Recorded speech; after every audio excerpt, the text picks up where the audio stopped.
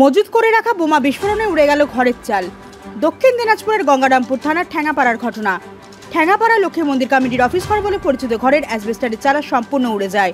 মনে করা হচ্ছে প্রচণ্ড গরমে মজুত করা বোমা বিস্ফোরণে এই ঘটনা ঘটেছে।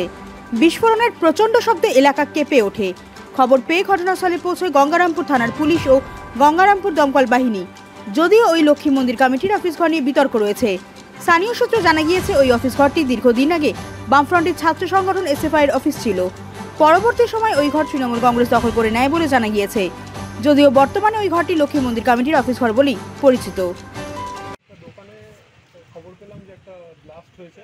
এদিকে স্যার, এখানে সামনেই একটা দোকান দেখতে পাচ্ছেন, খবর পেলাম যে ব্লাস্ট হয়েছে। তারপর আমরা রাশ করেছি, এখন আমরা বিডিএসকে খবর দিয়েছি। তারপর দেখা যাক আস্তে আস্তে কী আনফোল্ড করে।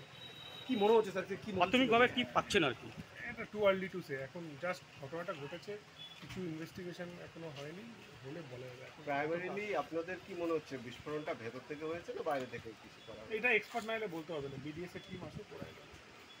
Thank you sir.